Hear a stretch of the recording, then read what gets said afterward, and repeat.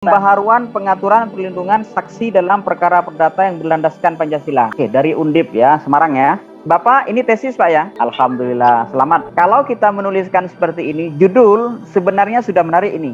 Pembaharuan pengaturan perlindungan saksi dalam perkara perdata yang berlandaskan Pancasila. Ini kalau melihat sepintas dari judul, maka ini adalah satu penting untuk melakukan pembaharuan. Yang namanya pembaharuan, basisnya berarti ada masalah sebelumnya. Berarti yang diangkat nanti, pengaturan perlindungan saksi selama ini, cari celahnya. Itu dari introduction. Kira-kira judulnya nanti ini adalah diawali, karena ini penting ini. Kalau judul seperti ini, maka diawali dengan seperti ini. The urgency of ini. Jadi, urgensi pembaharuan pengaturan perlindungan saksi dalam perkara yang berlandaskan Pancasila. Karena kita bicara Pancasila, maka sebutkan itu in Indonesian context. The urgency of renewal rule. Nanti dianu sendiri ya, karena ini bahasa hukum ini memang bahasa yang paling susah itu, bahasa hukum itu. Saksi dalam perkara perdata di Indonesia, masuk Indonesia based on berbasis Pancasila. 5 principle, gitu aja ya. Ini yang pertama. Satu, introduction nanti. Kalau ingin ini mau masuk internasional atau nasional? Rencananya internasional, Pak. Kalau sepintas kalau lihat abstrak ini sudah lumayan bagus. However-nya sudah bagus ini. Witnesses are required to be present in trial in civil cases and regulated in the HIR and RBG.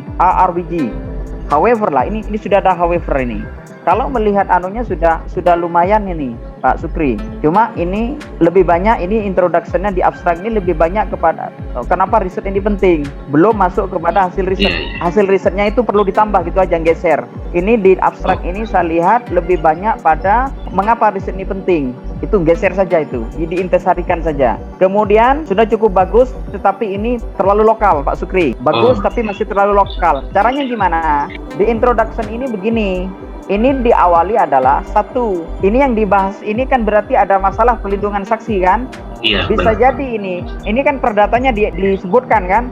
Masuk yang pertama ini adalah masalah problematika adalah di mana? Di masalah perkara perdata ya. Secara global loh Pak. Jadi riset kita nggak apa-apa lokal Indonesia, bahkan kayak Cirebon itu saja nggak apa-apa. Tapi kita mengkaitkan membaca itu seolah-olah itu masalah global memang. Baru kedua adalah dikaitkan dengan problematika perlindungan saksi. Sebutkan di beberapa negara Pak, termasuk di Indonesia. Setelah ini Pak, beberapa negara bagaimana problematika. Kemudian sama, solusi di beberapa negara. Baru keunikan di Indonesia, keunikan dan masalah di Indonesia. Baru terakhir Bapak masuk ke mana? Baru masuk urgensi pembaruan berbasis Pancasila. Inilah ada however di sini Pak, yang tidak dimiliki oleh negara lain. Sama hanya 4 paragraf. Jadi Bapak bisa seperti ini. Hampir di semua negara, sebutkan aja, atau di semua negara, nanti Bapak lebih tahu dari saya. Masalah perdata masih menjadi masalah yang serius yang dihadapi oleh banyak negara, termasuk negara maju sekalipun. Bapak bisa cari itu. Mas ketik di Google Scholar perkara perdata di negara maju. Mesti banyak kan Pak? Apalagi seiring dengan perkembangan global IT kan. Kemudian masuk secara global, sebutkan masalah perkara perdata ini dari yang paling ringan sampai yang paling berat. Bapak sebutkan dari masyarakat umum sampai tidak umum. Itu kita bicara problematika perdata. Tapi di introduction itu, di paragraf pertama ditutup dengan kalimat, oleh sebab itu, kajian terkait dengan perkara data di belahan dunia masih menjadi kajian yang menarik banyak perhatian para ahli, khususnya ahli hukum. Misalkan seperti itu. Baru paragraf kedua, terkait dengan masalah problematika perkara data. Salah satu hal yang menjadi isu sentral adalah perlindungan saksi. Sebutkan perlindungan saksi. Basisnya apa? Bapak bisa menggunakan yang ekstrim. Yang ekstrim negara, ekstrim kebebasan, termasuk ekstrim agama di beberapa negara. Timur Tengah, Eropa, dan sebagainya disebutkan, Pak. Sebutkan itu ada yang bagus, tapi sebutkan bahwa itu dalam kasus Indonesia itu tidak begitu. Tidak semuanya bagus, tidak semuanya cocok. Di solusi di paragraf 3 ini. Apa keunikan di kita? Lah, kita kaya akan kebudayaan, kita juga punya Pancasila. Banyak riset yang sudah masuk Scopus Pancasila Pak, disebutkan di situ bahwa Pancasila itu tidak hanya cocok untuk hukum, tapi cocok untuk pendidikan, cocok untuk adat istiadat, cocok untuk semua. Disebutkan bahwa itu ruhnya kita salah satunya di Pancasila. Baru terakhir kita di terakhir ini masuk apa urgensinya ini. Sehingga benar ini pendekatan kita itu tidak sama. Novelty-nya apa? Kebaruan punya riset Pak Sukri tadi itu. Kebaruannya adalah kalau dilihat pembaharuan peraturan pelindungan saksi di dunia, saya kira sudah sangat banyak walaupun saya tidak ahli di sini. Tetapi apa yang baru berbasis Pancasila. Di pembahasan nanti Pak Sukri, di pembahasan bisa jadi minimal 2 atau 3 maksimal. Satu, membahas bagaimana pelindungan saksi yang selama ini ada dan juga masalahnya. Di Indonesia sudah, kita nggak perlu luar negeri sudah. Kemudian yang kedua, bagaimana kelemahannya itu dikupas di situ, khusus di masalah perdata. Baru di pembahasan subbab pembahasan 2 adalah bagaimana pembaruan itu berlandaskan Pancasila. Kalau Pak Sukri mau masuk Q2 atau Q1, pembahasannya ditambah 1 Pak. Future perspective, bagaimana perlindungan saksi ke depan di Indonesia. Jadi Bapak seolah-olah meramal bukan dengan suatu konsep bagaimana ke depan. Jadi yang sekarang kan pembaharuan yang urgen yang sudah ada, kelemahannya apa kita perlu membaharui. Tapi kalau ingin masuk Q2 Q1 Pak Sukri, sekali lagi ada subbab yang ketiga di pembahasan. Future perspektif, kira-kira bagaimana Pancasila terkait pelindungan saksi ini ke depan kalau mau. Tapi kalau tidak, ini bisa sudah untuk Scopus. Kalau saya mendingan masukkan saja yang ketiga Pak. Ini riset yang menarik memang. Kalau orang melihat wah risetnya hanya saksi dan Pancasila, iya kalau kita ini.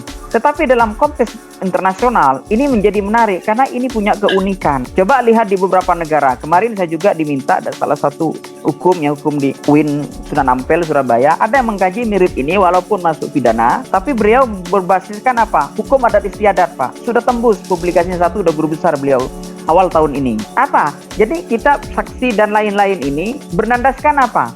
Pendekatan adat. Ada suatu daerah, suatu dusun di Jawa Timur itu yang dimana itu kekuatannya itu di masyarakat itu malah hukum adat, bukan hukum agama. Lah itu diangkat, itu kan unik. Risetnya tidak banyak, tidak se-Indonesia seperti punya Pak Sukri, hanya satu dusun, tapi itu bisa tembus ke internasional. Itulah keunikan. Maka sekali lagi teman ibu bapak semua yang hadir di sini, termasuk teman-teman guru, mahasiswa juga, jangan khawatir dengan data kita. Yang salah itu bukan data kita, kita tidak mampu mengemas. Karena untuk tembus di internasional bereputasi, kemampuannya hanya 2. 1 butuh kemampuan merangkai kata, 2 butuh kemampuan mengolah data. 2 itu selesai. Judul urgensi, ketika itu diberi judul urgensi, maka dapat dikatakan bahwa artikel kita itu penting dan mendesak. Beda dengan kalau tidak ada judul pembaharuan pengaturan. Itu seperti judul buku.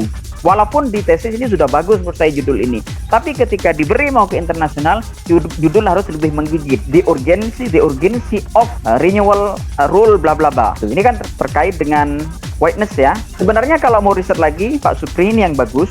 Satu, kasus yang menarik di sini, whistleblower di kasus KPK kan. Lah itu bisa ditulis itu. Karena di semua negara tidak semua negara itu memberikan itu. Itu kan menarik kan. Ambil hanya kasus beberapa. Di dunia kok, di Indonesia kok karena itu kok langsung potongannya banyak. Lah itu bisa dikaji dari hukum, dari berbagai perspektif. Ambillah kasus yang besar-besar saja. Enggak apa-apa itu boleh. Case tadi.